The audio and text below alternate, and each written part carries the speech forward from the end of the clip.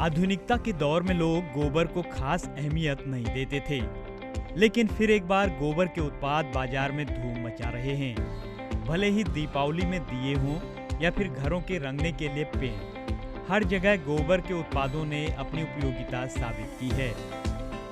पिछले 5 वर्षों में जो गोमय से जुड़ी हुई या जो गाय माता से जुड़े हुए जितने भी कार्य हैं, उन सब में लगभग 3 से 4 गुना जो है तेजी देखने को मिली है। हर कोई व्यक्ति जो है आजकल प्राकृतिक रूप से बनी हुई कलाकृतियाँ, मूर्तियाँ खरीदना चाहता है, केमिकल फ्री वस्तुएं चाहता है। तो उन सब चीज़ों से भी कोरोना या कोविड के आने की वजह से लोगों का अपनी संस्कृति के प्रति रुझान ज़्यादा बढ़ा है, तो उससे हमें कुछ फ़ायदा भी मिला है। सर देखिए, लॉकडाउन से फ़र्क तो सर इस प्रकार से पड़ा कि काम जिस प्रकार से जो उद्योग चल रहे थे कि जहाँ पर कुछ स्टोर्स हैं, जिस स्टोर के माध्यम से हमारे उत्पादों की जो बिक्री हो रही थी, वो बिक्री तो बिल्कुल बंद हो गई क्योंकि बाज़ार बंद हो गए।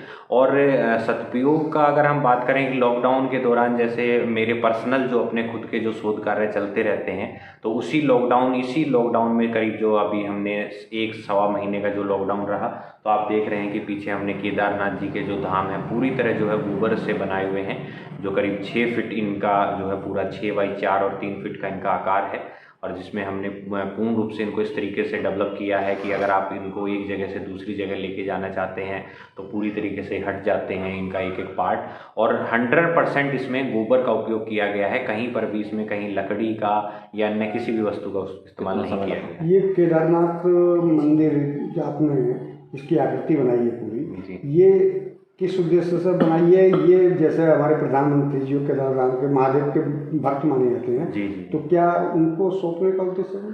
सर देखिए, शुरुआत जब की गई थी तो कुछ उद्देश्य यही था कि एक तो हमारे मूल रूप से इष्ट देव हैं केदारनाथ जी, यहाँ पे उत्तराखंड में हम मूल रूप से रहते हैं, तो उनकी ही आशीर्वाद से ये सब तैयार हुए हैं। उनकी एक आकृति है जो पूर्ण रूप से तैयार हुई है, और माननीय प्रधानमंत्री जी बहुत बड़े जो है भोले बाबा के भक्त हैं, और वो हर साल जो है केदारनाथ जी के दर्शन के लिए आते हैं। तो मेरी भी इच्छा ये है कि अगर वो इस साल दर्शन के लिए आते हैं और इतनी कृपा और आशीर्वाद हमें मिले कि हम जो है उनको ये वहीं केदारनाथ जी में उनको भेंट दे सकें, तो ये मेरे लिए बहुत ही बड़े सौभाग्य की बात। काशीपुर के रहने वाले नीरज चौधरी ने साबित कर दिया कि यदि इंसान में कुछ कर गुजरने का जज्बा और अपनी संस्कृति के प्रति लगाव हो तो कुछ भी असंभव नहीं है। उन्होंने कोरोना काल के दौरान गोबर से केदारनाथ मंदिर की आकृति बना दी। मंदिर भी ऐसा जिसे आप आसानी से कहीं भी ले जा सकते हैं। नीरज की इच्छा है कि वो इसे प्रधानमंत्री नरेंद्र मोदी को भेंट करें। नीरज ने बता दिया कि गाय का गोबर केवल उपले और खाद बनाने के ही काम नहीं आता।